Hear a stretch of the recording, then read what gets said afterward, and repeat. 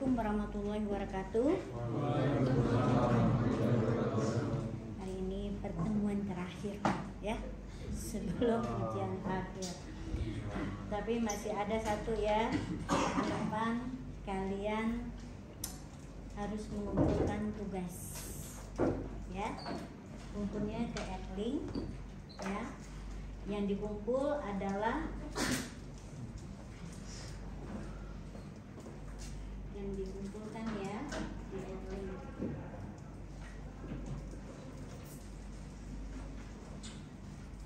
PDF ya, terbagi dua bagian ya. Isinya pertama penjelasan tentang tugas ya, tugas sesuai topik ya. Ada halaman judul dan anggota ya. Oke, lalu deskripsi kasus ya, algoritma. Mungkin deskripsi kasus ini mungkin juga karena kita tuh kan lebih sebetulnya adalah kasus yang disederhanakan. Kalau saya lihat pilihan topik kalian itu cukup kompleks ya. Bahkan itu mungkin bisa jadi tugas akhir kalau dikerjakannya full dengan pendekatan tertentu gitu ya. Nah, di sini kita ambil sederhana saja. Deskripsi kasus ini cuma menjelaskan contohnya, mau bikin tentang untuk topik kasus mesin ATM ya. Mesin ATM yang bisa menerima atau memberikan layanan untuk apa saja gitu ya. Oke. Lalu layanan yang diberikan,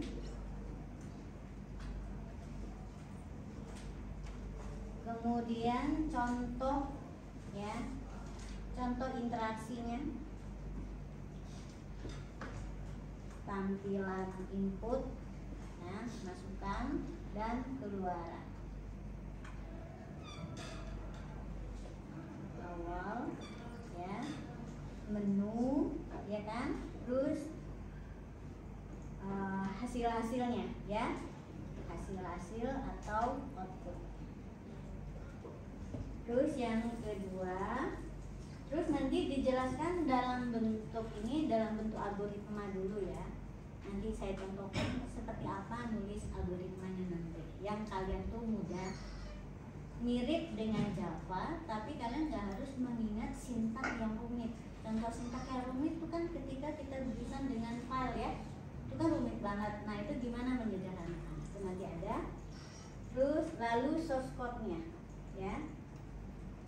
Jadi ada 3 bagian lah ya, judul, deskripsi, plus algoritma. Algoritmanya itu yang penting di sini ada termasuk plus struktur datanya ya. Struktur data itu adalah struktur tipe dari recordnya ya, yang digunakan ya. Struktur nama recordnya, kemudian atribut-atribut dan tipe dari atributnya itu ya. Terus nanti ada algoritmanya. Dalam kelas kan ada fungsi-fungsi dan prosedur, nah itu dijelaskan ya. Terus source code ya. Nah, ini ya PDF-nya. Terus nanti ada link. Nah, link YouTube, kasih link YouTube ya. Link YouTube dari video ya. Kalian kan presentasi nih ya, jangan lama-lama ya, maksimal 15 menit, kalau bisa 10 menit ya. Terus diupload ke YouTube akun pribadi boleh, nanti kasih linknya ya. Link YouTube dari presentasi tugas ya. Jangan lupa memperkenalkan anggota ya. Terus menjelaskan judulnya ya, kemudian kasusnya apa, contoh layanan itu. Terus nanti yang penting di sini kalian mengeksekusi ya. Jadi jangan lupa kalau itu dalam bentuk Zoom, kalian share layarnya dan perlihatkan ketika dieksekusi seperti apa program di dalamnya. Ya, oke, itu yang penting. Nah, sekarang saya mau menjelaskan tugas ya. Oke, tugas kita bahas tugas kelompok. Mana ya HP saya? Oh ya, di sana ya. Tugas kelompoknya ada di sini. Bisa bacakan apa saja? Coba buka WA group ya. Apa aja topiknya? Biar saya bisa menjelaskan. Topik satu apa? Top up games. Top up games. Oke. Top up games. Lalu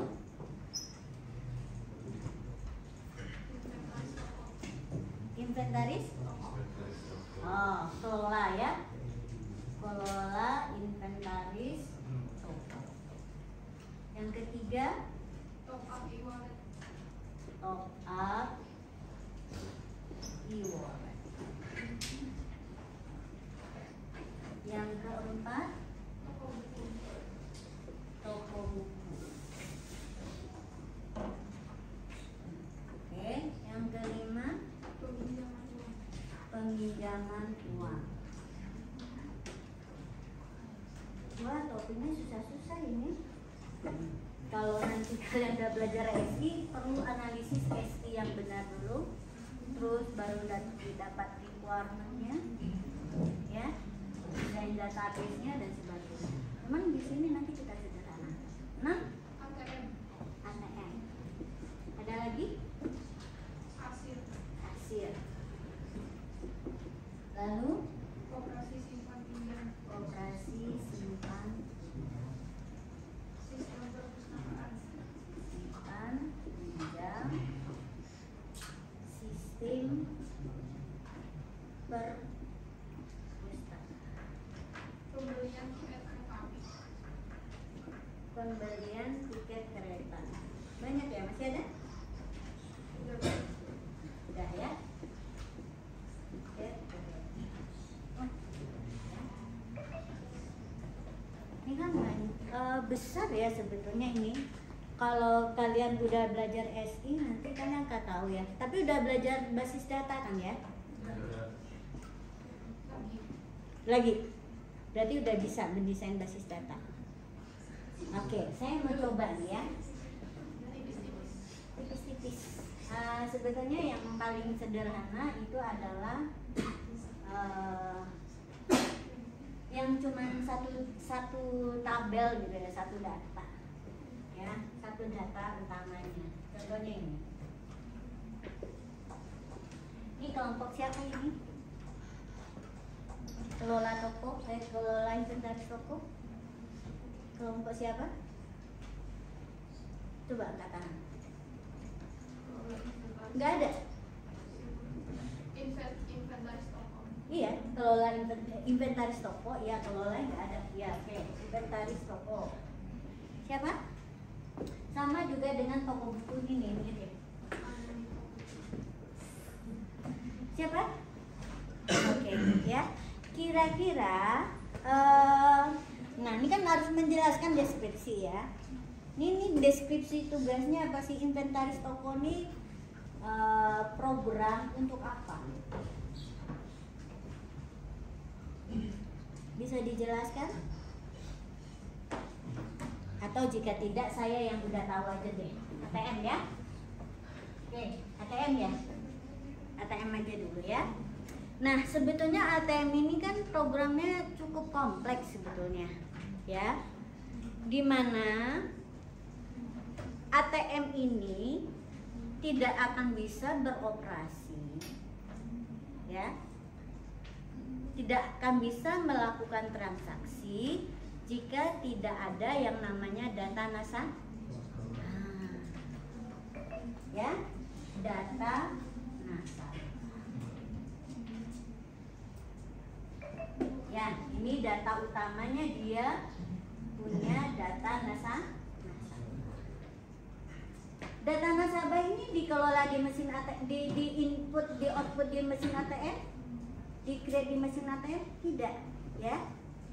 Dia dianggap data yang sudah ada. Ya, jadi syarat mesin ATM ya bisa melayani transaksi itu harus ada data nasabah. Ya. Nah, kita udah pernah bahas nih di data nasabah nih informasi yang harus ada atau atribut atau field apa yang harus ada.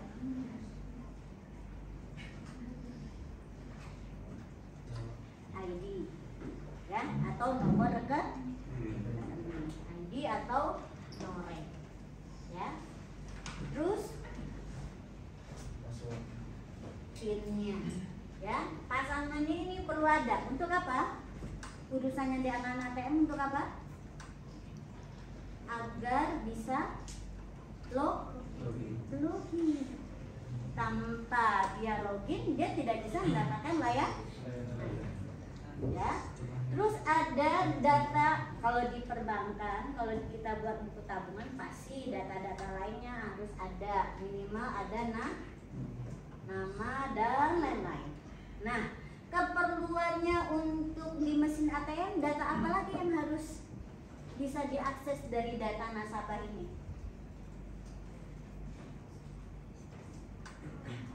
Saldo. Jadi urusan dengan ATM ini perlu saldo. Nama perlu ya, karena ketika kita login, data kita muncul lengkap dengan nama kita untuk memastikan itu memang nomor rekening yang benar. Jadi minimal inilah yang harus ada, ya kan? Ya, yang diperlukan untuk bisa melayani transaksi di ATM. Nah, sekarang kita desain dulu ya, mesin ATM kita bisa melayani apa saja. Oh, pertama syaratnya harus login.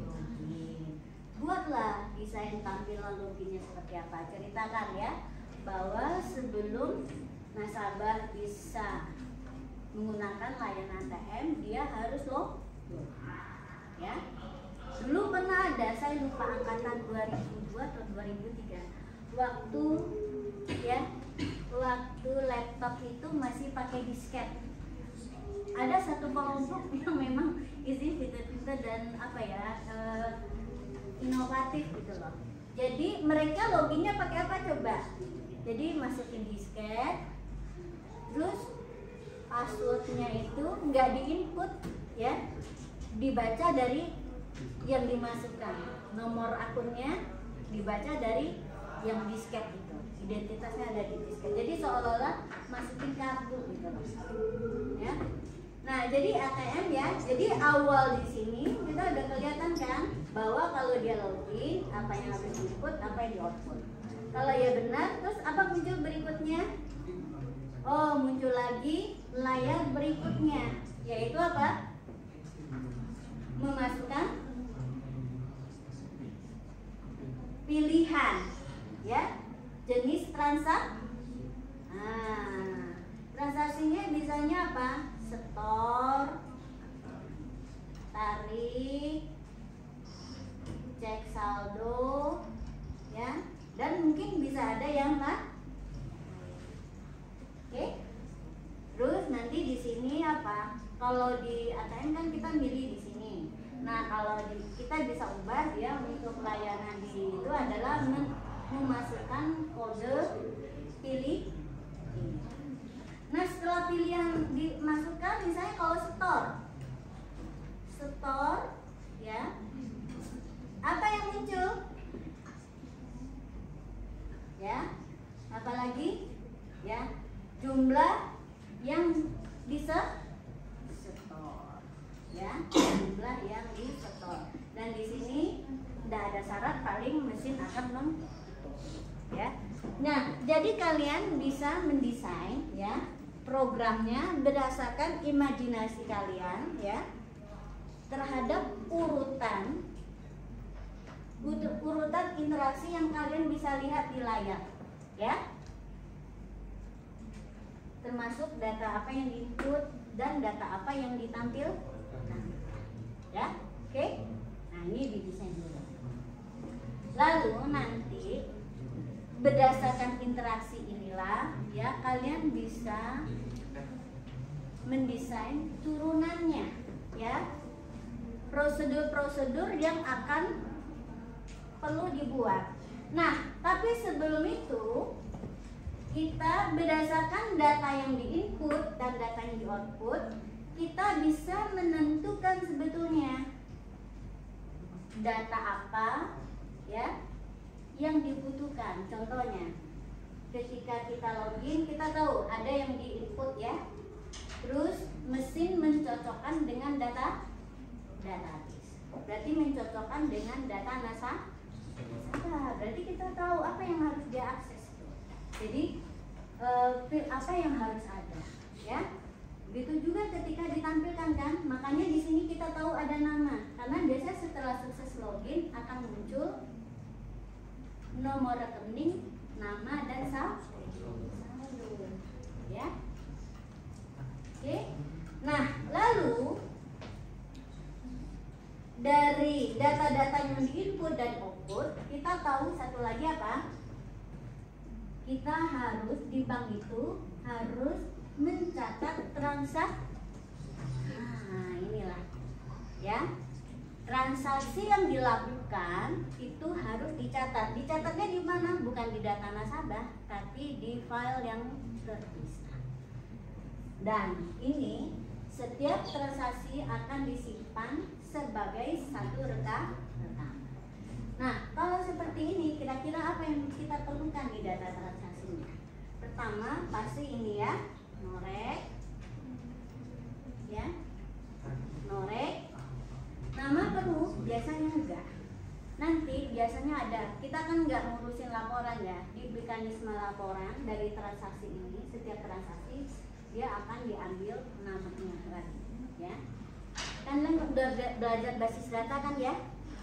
Ya. Di relasi itu biasanya untuk yang dipadukan itu dia hanya menyimpan apa?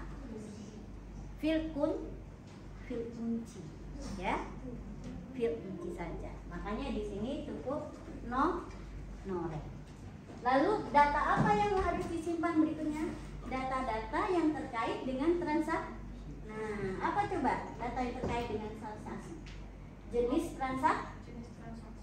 Kode transaksinya, terus besaran transaksi, nah, nilai transaksi, terus apa lagi? Waktunya, ya, tanggal, jam, ya.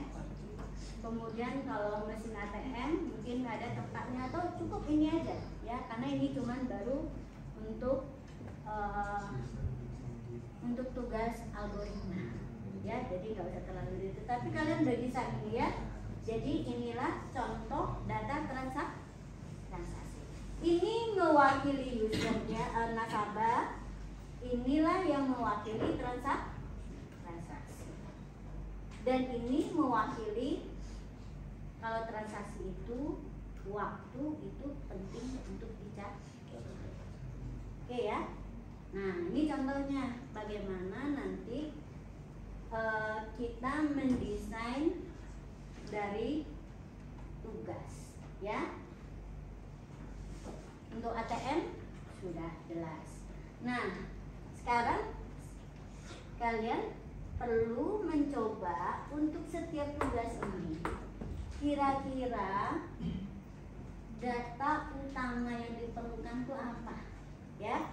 Apa yang diperlukan ketika transaksi atau pemutakhiran kita lakukan, ya, terhadap data apa, gitu ya. Nah, contohnya apa? Nah, ini ya.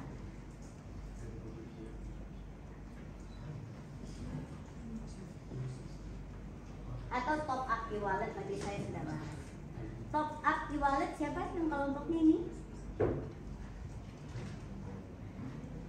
Coba ada? Oke. Gagasannya gimana? Top up-nya dari mana? Top up-nya dilakukan dari mana? Aplikasi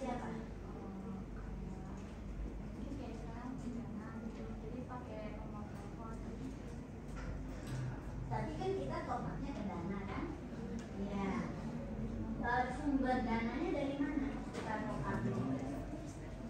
Saldo bank kan? Saldo bank kan? Bagaimana kalau saya sederhanakan? Ya, bisa juga dari dana juga bisa, ya.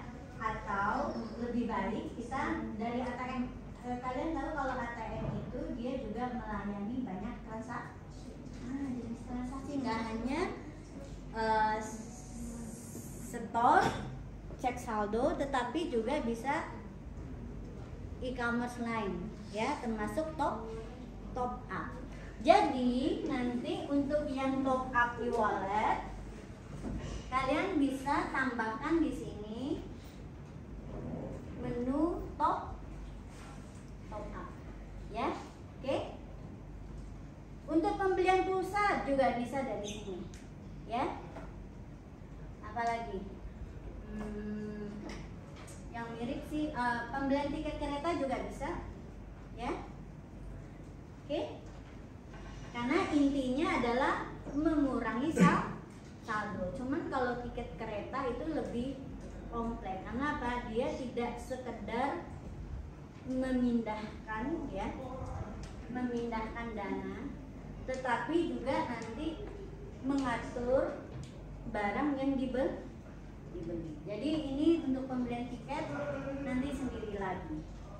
Jadi yang mirip dengan ATM ini ya, 3, 6, ya, 3 dan 6. Oke, ada pertanyaan? Mekanismenya nanti untuk yang 3 tambahkan satu menu top. Interaksinya kan hanya tinggal memasukkan berapa nilai yang di top up, lalu kurangi saldo. Gitu ya? Oke? Ada lagi yang mau ditanyakan? Ya, oke. Kita masuk ke top up games. Top up games tadi gagasannya gimana? Apa mau sama dengan ATM juga? Biasanya top up games dari aplikasi apa? Dari game. Ngisinya gimana? Ngisi dananya? E-banking kan, berarti pakai pura-puranya pakai yang ini juga, ya.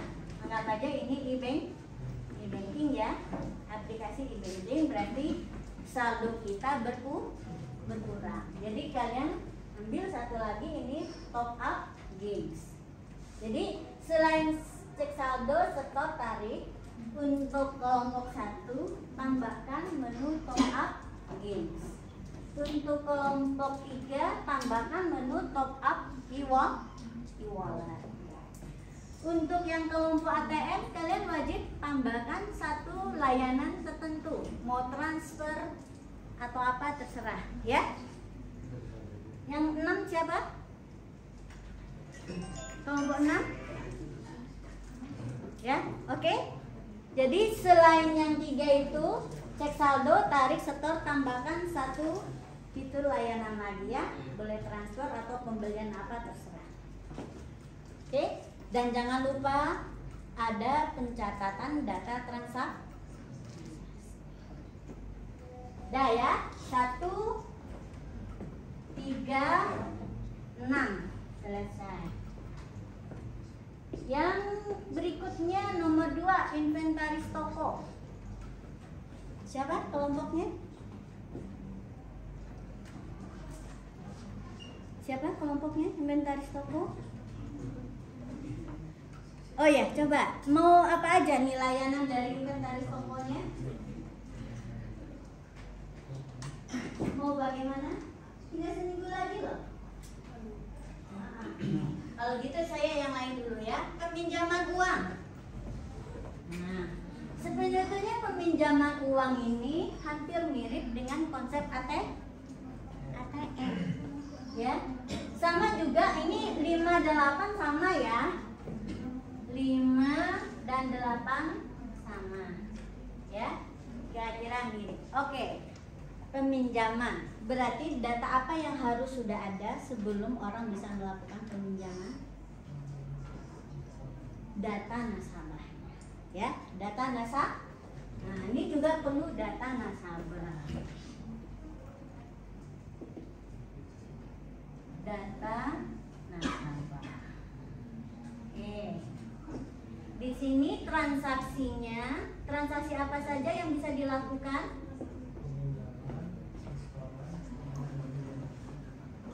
Peminjaman, setoran. Nah, pinjam dan setor cicilan. Oke. Berarti ini pinjam dan setor cicilan. Oke, ya. Kalau pinjam lebih sederhana ya. Berarti pinjam itu kita catatkan dia sebagai transaksi. Berarti apa? Selain data nasabah, kalian butuhnya lebih banyak ini. Kenapa? Nggak sederhana. Harus dicatat juga data peminjaman.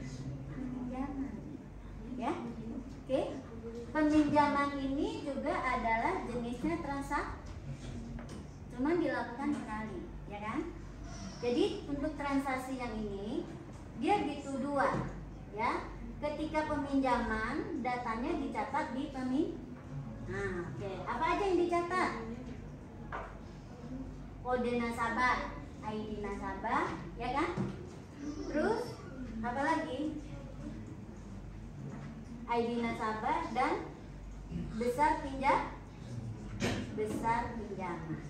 Besar pinjaman, lalu tanggal. Ya. Terus nanti di sini jangan lupa berapa kali cicilannya. Ya, jumlah jumlah cicilannya berapa? Ya, berapa kali cicilnya? Ya. Oke. Nah, kenapa nggak bisa kita catat setoran cicilannya di peminjaman? Karena data yang dibutuhkan berbeda. Di cicilan apa yang dicatat? Ya, jadi data transaksinya dua ya, satu peminjaman, satu cicilan. Di cicilan apa yang dicatat? Jadi di sini ada, nanti kita perlu tambahkan selain ID nasabah, ya. Di sini kita perlu ID peminjam. Sehingga nanti di cicilan kita cukup menyimpan ID peminjaman, ya.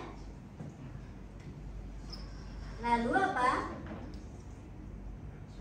Besar besar setoran cicilannya, ya. Oke. Nanti di sini kita simpan sisa cicilan, terus tanggal dan sebagainya, ya. Oke, manipulasi udah kebayang ya? Oke. Dan ingat, setiap transaksi hanya kita tambahkan record bank. Kapan data transaksi ini biasanya diakses? Biasanya diakses kalau dibutuhkan untuk mencetak report, ya. Dan kita belum urus report, ya. Kan baru belajar nih, ya. Baru belajar memutakhirkan hasil, ya. Belajar konsep kelola data, ya. Oke.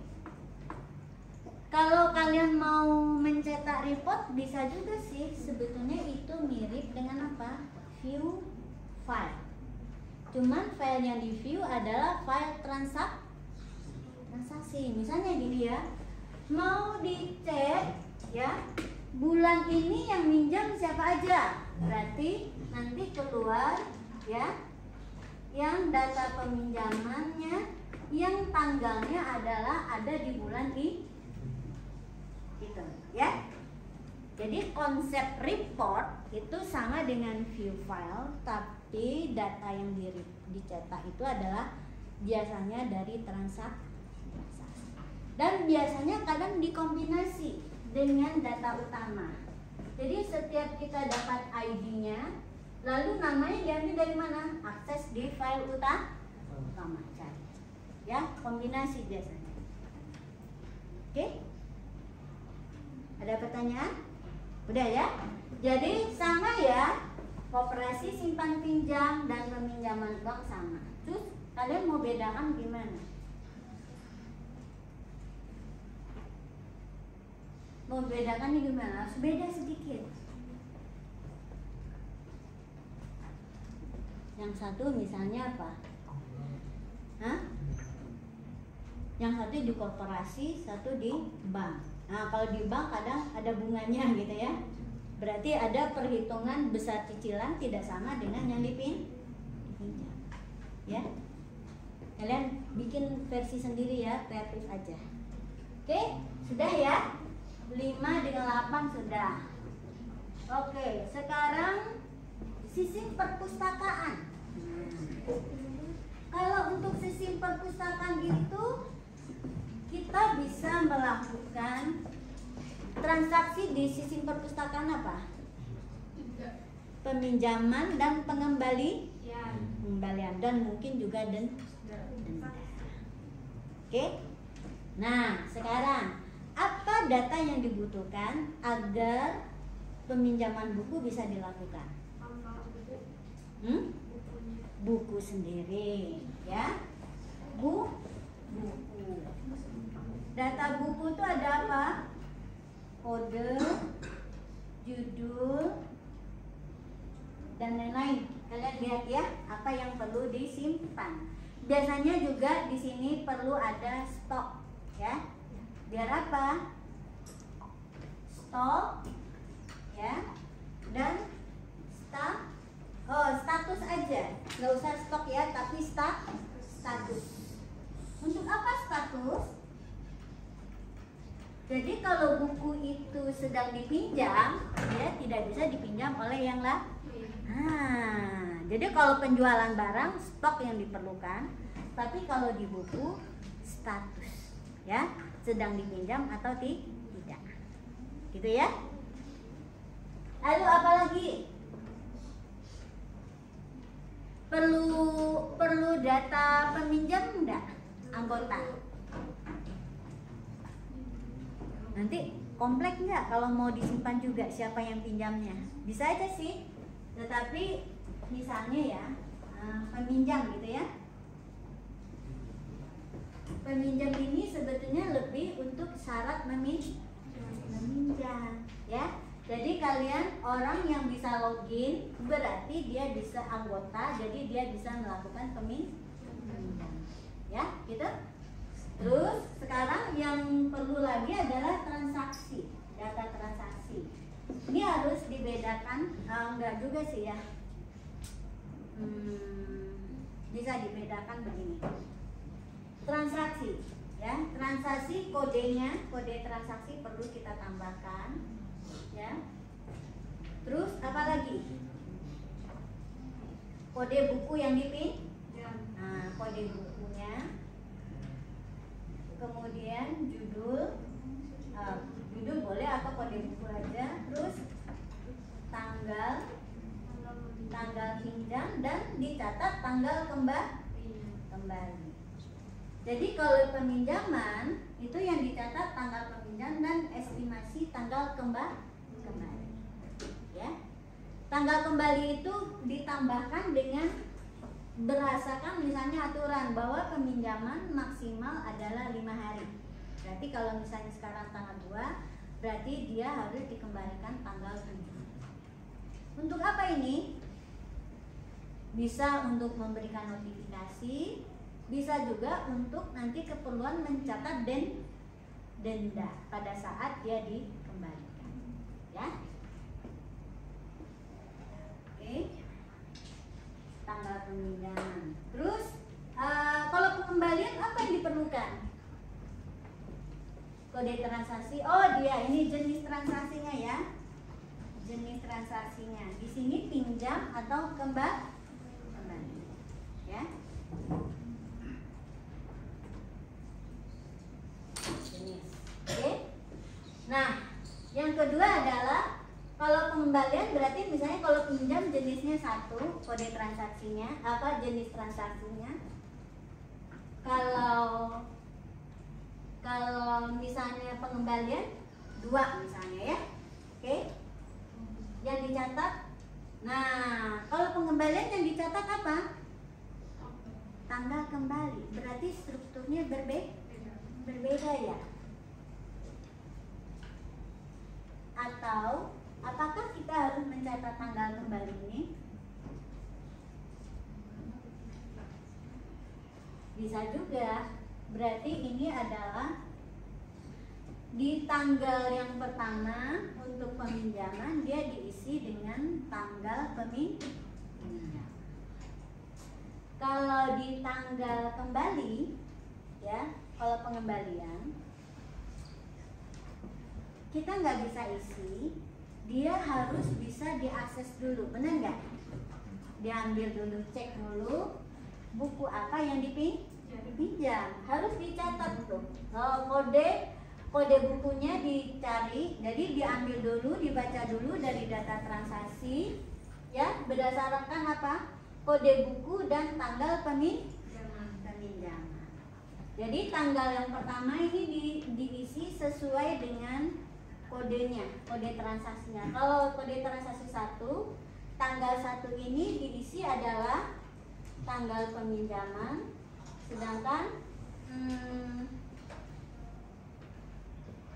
untuk pengembalian kode 1-nya diisi adalah tanggal kembalinya dan tanggal real pengembaliannya, tanggal pengembalian seharusnya dan tanggal bukunya benar-benar dikembalikan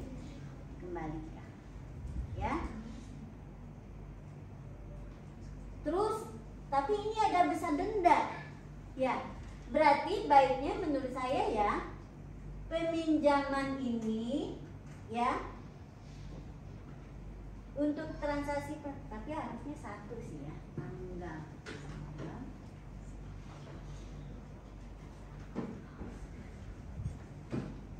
Bisa juga denda ya, dendanya kalian masukkan sendiri sebagai file transaksi sendiri. Jadi kesini tuh hanya yang kena denda aja ya, sehingga dia lebih sederhana ya. Oke, untuk denda apa yang catat? Kode transaksinya ya, kode dan transaksi dan besar dendanya ya, besar denda. Jadi ini yang saya sebut sebagai struktur data ya. Jadi salah satu kunci kita dalam mendesain sistem adalah kemampuan kita untuk menetapkan ya struktur data atau struktur tabel-tabel yang diperlukan beserta field-fieldnya ya, sesuai dengan layanan yang diberikan. Oke? Paham ini? Ya? Oke? Sip. Sistem perpustakaan sudah. Jadi ada nanti ya berdasarkan kasusnya, ada yang data transaksinya, data utamanya cuma butuh 1, data transaksinya juga cuma butuh 1 ya.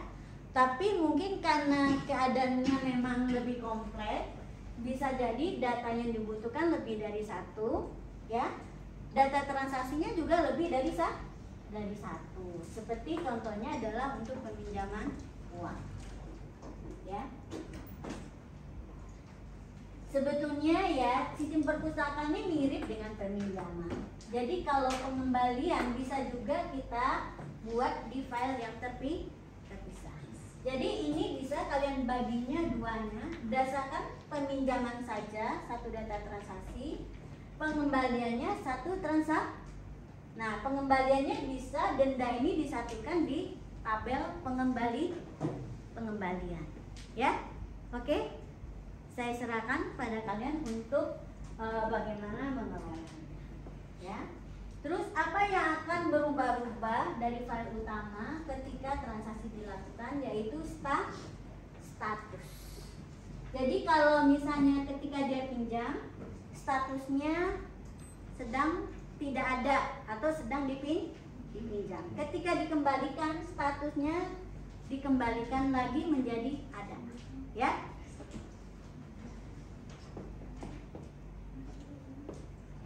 Oke, sistem perpustakaan sudah. Sekarang sebetulnya toko juga sama ya. Dari toko ini apa yang mau dikelola? Barangnya atau apa? Barang yang dijual atau barang yang dimiliki? Belum mau bahas, berarti nanti kalian bahas sendiri loh. Udah kebayang belum untuk toko?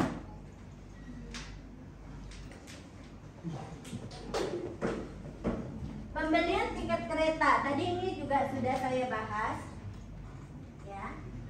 Untuk tiket kereta, yang menjadi objeknya apa sih? Yang dijual apa sebetulnya? Tiket tempat duduk di kereta, ya, tempat duduk di kereta, ya. Tempat duduk di kereta. Berarti kita harus kelola data utamanya adalah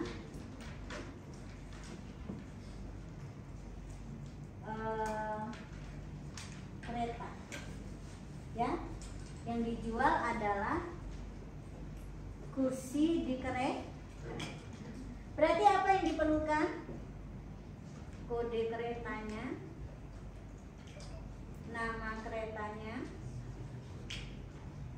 kemudian apa? Jam, rutenya, ya. Rute, ya. Misalnya dari Bandung ke Jakarta, ya.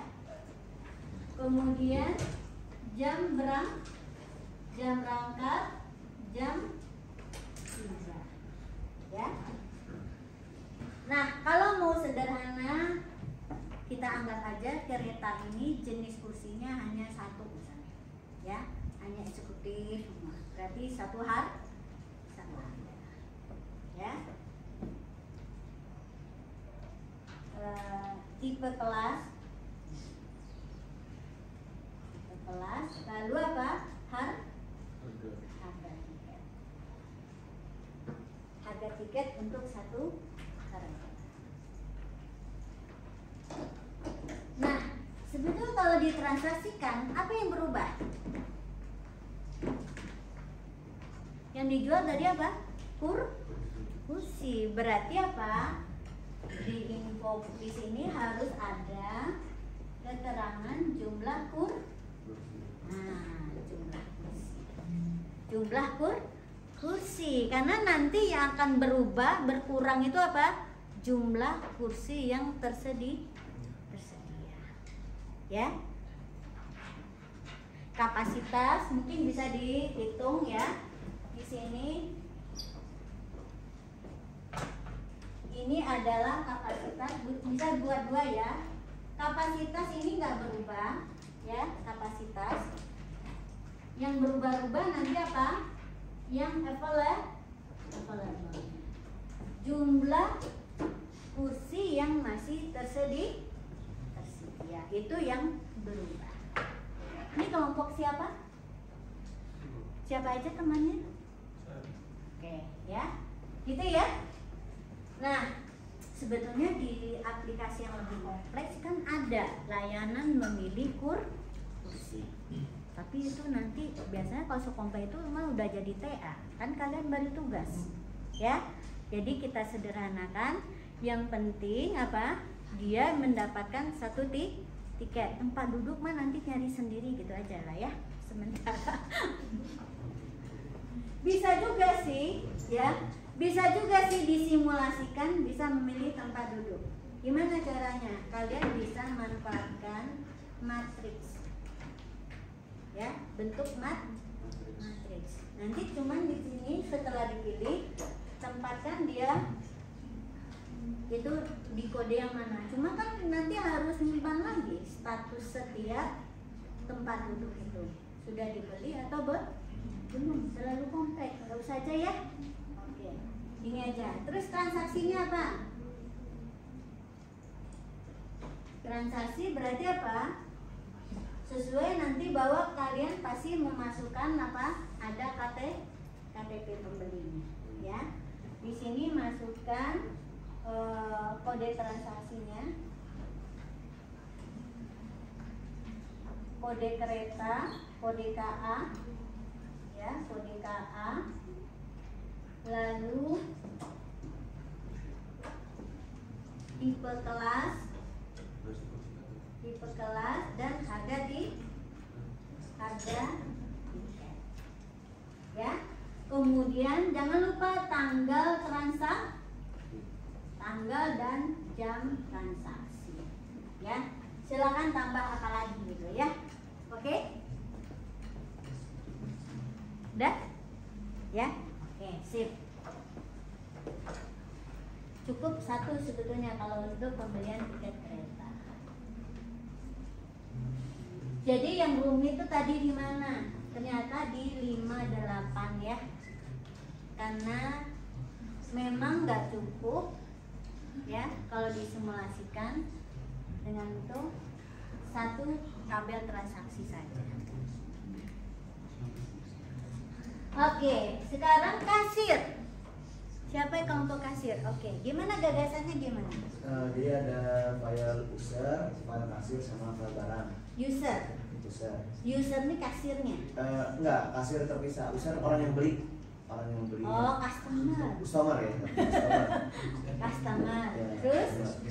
Jadi di customer itu di customer ya. Nah. Ada ID, password, nama sama saldo. Sudah ini enggak, kenapa kamu namakan ini aplikasinya kasir?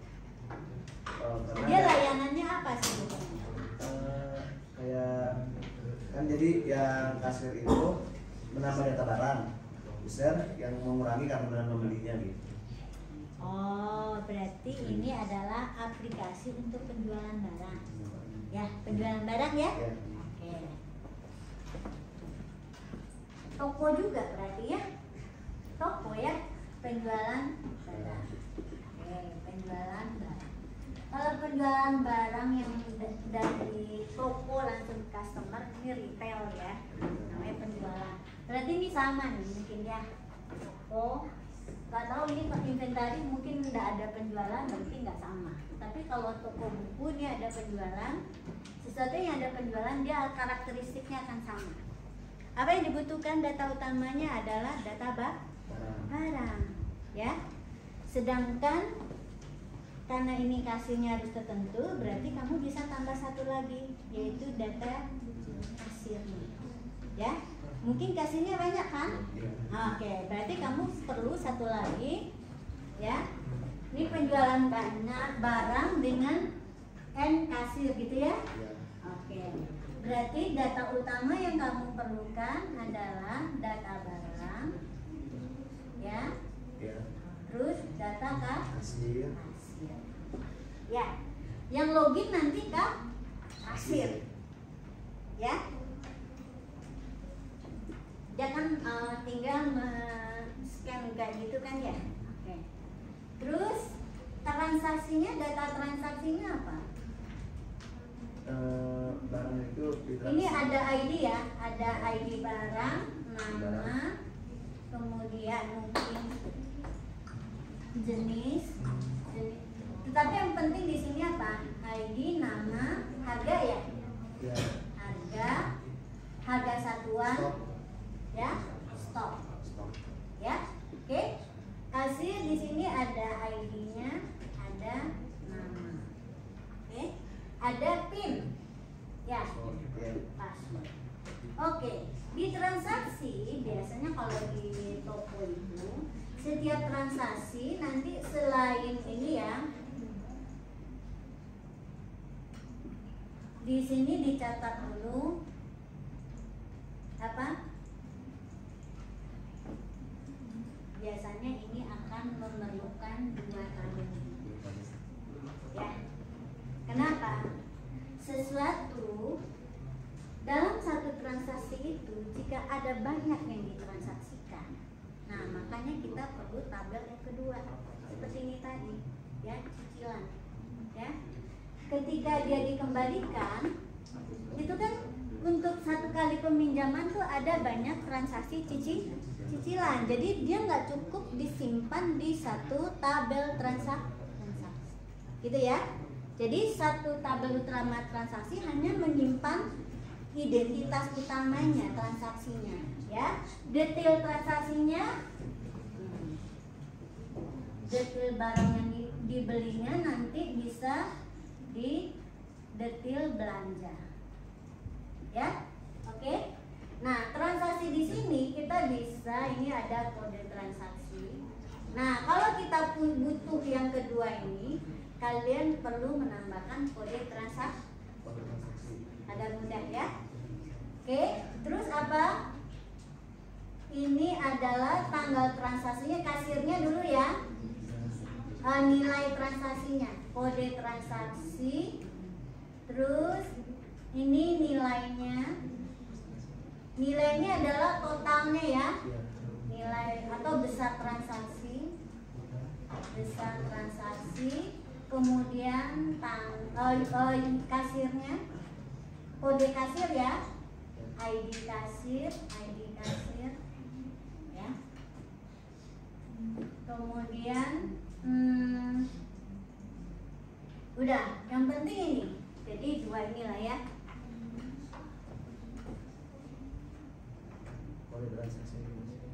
ID kasir ya, ID kasir. Kemudian ini harus sama ya, ini ID kasir. Ini besar transaksi. Atau biasanya di sini kita tetapkan langsung tanggalnya ya, waktunya ya, tanggal dan jam, lalu besar transaksi. Nah, di detailnya apa yang diisi? Yang di detailnya ini kita isikan kode transaksi, lalu adalah kode barang, ya, terus apa lagi? Harga satuan, jumlah. Nah, ini totalnya ya, total barangnya, gitu, ya. Ini menyimpan rincian barang yang dibeli, gitu ya. Oke, dapat? Jangan takut. Oh, kelihatan rumit. Enggak, dia sebetulnya ini. Ke setiap transaksi itu kalian akan mengisi kedua ini, ya. Ini satu transaksi, ini nanti bisa menjadi entry code. Entry code detail barang yang dibeli, ya. Kan cuma nambahin aja, nggak masalah ya. Terus nanti kalau misalnya di struktur gimana sih tercatatnya?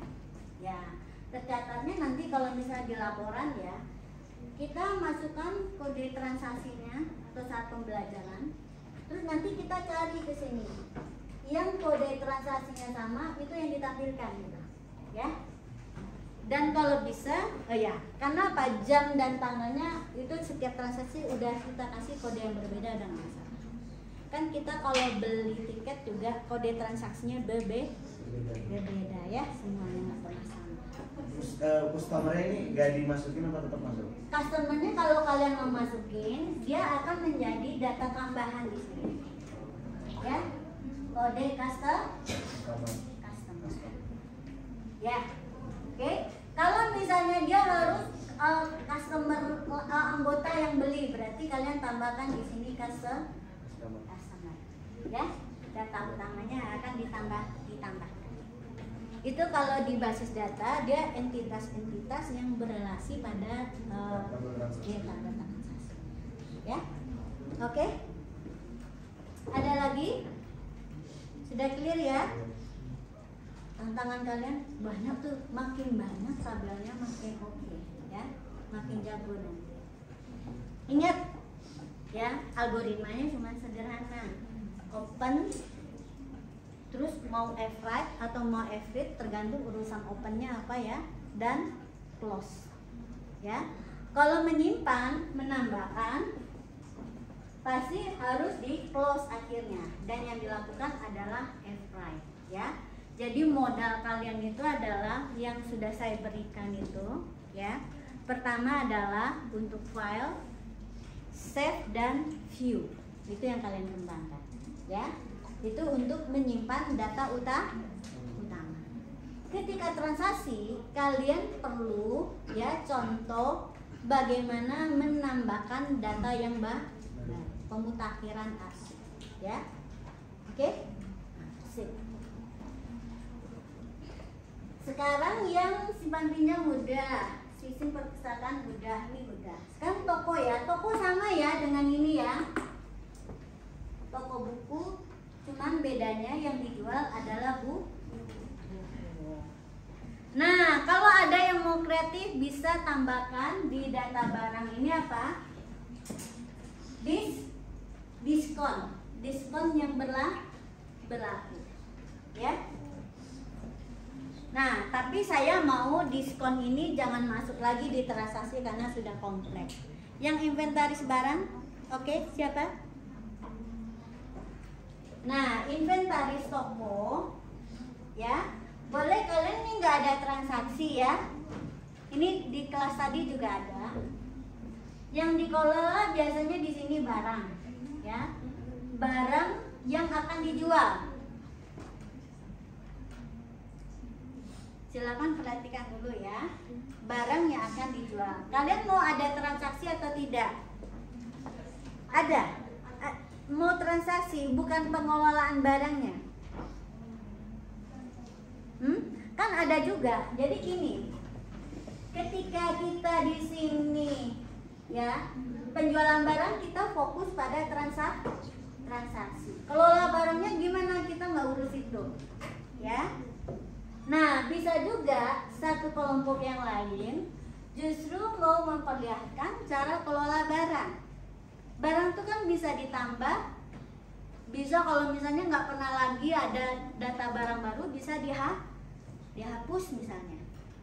Tapi jarang-jarang sih dihapus. Tapi kalaupun dihapus dia harus masukkan ke file history ya. Kayak kalian ya sekali masuk menjadi mahasiswa itu datanya nggak akan dihapus ya. Benar-benar dihapus kecuali misalnya udah 30 tahun Unpas akan melakukan pengelolaan data mahasiswanya gitu ya. Biasanya pengelolaan data mahasiswa itu apa? Kalau misalnya di sini berlaku 10 tahun ya, maksimal jadi mahasiswa 10 tahun, berarti setelah 10 tahun data mahasiswa tersebut harus dihapus. Tapi nggak benar-benar dihapus ya, dipindahkan ke file history ya. Anggap aja lah file alumni gitu ya. Ada yang alumni sampai lulus dapat ijazah, ada yang alumni cuman karena pernah kuliah di sini, cuman nggak diselesaikan, bisa juga ya. Nah, alumni yang nanti statusnya lulus itu nanti pasti punya ijazah. Yang nggak lulus nggak punya ijazah ya. Jadi itu apa yang dicatat. Nah, itu tipikalnya adalah kita kelola barangnya ya, tidak untuk urusan transaksi. Jadi kalian bisa misalnya gini, toko kan suatu saat dia perlu order barang, ada barang yang datang ya. Barang datang berarti apa? Bisa membuat adanya barang baru ya, barang bertambah, atau hanya mengedit apa? Stok ya, mengedit stok ya. Kamu mau yang begitu kelompoknya? Kalau bisa sih begitu ya. Jadi barang ini adalah barang, kelola barang ya, kelola barang. Jadi barangnya nanti itu sama ya, datanya ada ID, nama, terus ada stok. Nah, saya ingin kalian menambahkan ada apa? Ada diskon ya. Ada diskon. Ada dua data yang setiap saat bisa diubah ya. Tapi yang bisa mengubahnya hanya user tertentu ya. Nah ini ya,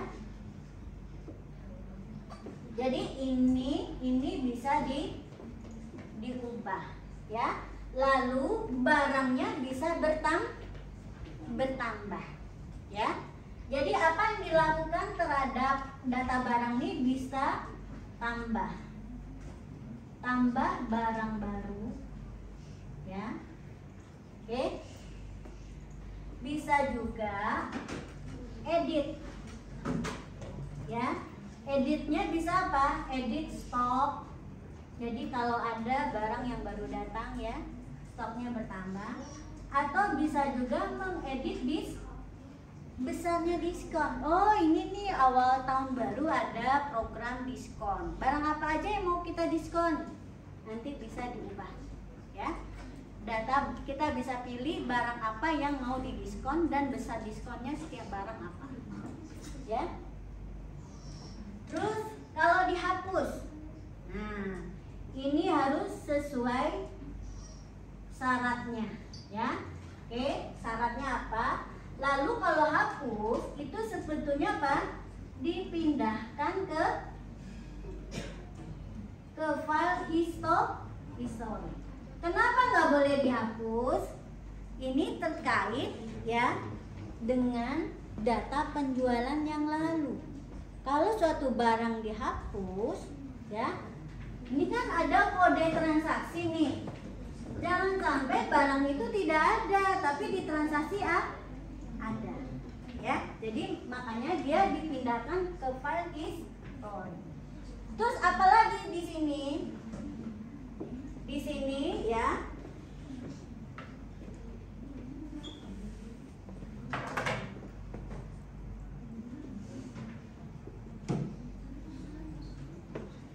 data transaksinya apa? Ya, transaksi ini sebetulnya transaksi yang dilakukan terhadap barang ya. Sebetulnya ini bukan transaksi tapi aktivitas ya. Aktivitas atau log ya. Log yang dilakukan oleh user terhadap data barang ya. Apa yang dicatat? Kode usernya ya. Kode user, jamnya, oke, tanggal dan jam, tanggal ya, tambah jam, lalu apa? Kode aktivitasnya apa ya. Misalnya dia ini si user nomor sekian, dia pada tanggal dan jam sekian melakukan tambah barang misalnya ya. Kalau bisa dicatat di sini adalah terhadap kode barang yang mana, bisa juga, atau bisa jadi kode ini hanya mencatat kode aktivitasnya aja, yaitu untuk pengaman. Artinya apa? File itu tidak boleh sembarangan dimanipulasi. Nah, kalau dimanipulasi itu harus tercatat, ya. Karena ini apalagi menyangkut apa? Menyangkut finansial, ya, barang. Terus ada lagi file history. Nah, file history ini apa? Hanya diisi kalau ada data barang yang dihapus. Ada barang yang dihapus. Ini seperti proses salin, ya, salin data barang, tetapi hanya record tertentu. Gitu ya. Sudah? Menarik ya. Kalau kalian bisa wujudkan ini, kalian pasti bisa jadi programmer. Pasti semua bisa, ya. Ternyata apa yang kita pikir unik itu, kalau langsung dicobakan, ya, kemudian ada error-errornya kita atasi, semua pasti akan, oh ternyata begitu, oh saya pasti bisa, gitu, ya. Oke, kalau nggak dicoba nggak akan bisa. Dan satu catatan saya, kalian kalau misalnya terasa susah, boleh dibuat lebih disederhanakan, ya. Contohnya tadi ini, ya. Kalau nggak mau ada pakai denda, berarti dia akan lebih sederhana. Boleh bebas ngembali kapanpun gitu loh, ya. Yang penting cuma dicatat ini bukunya ada di siapa, ya. Gitu ya. Tinggal sederhanakan, ya. Yang penting udah belajar kelola file. Target saya cuma itu. Kalian belajar mengelola file dan filenya nggak hanya satu, ya. Bisa sampai mengelola file, kemudian ada imajinasi, kompleksitasnya adalah bahwa itu file itu berhubungan dengan transaksi juga, ya. Oke? Siap? Terima kasih ya, saya tutup di pas 2:30.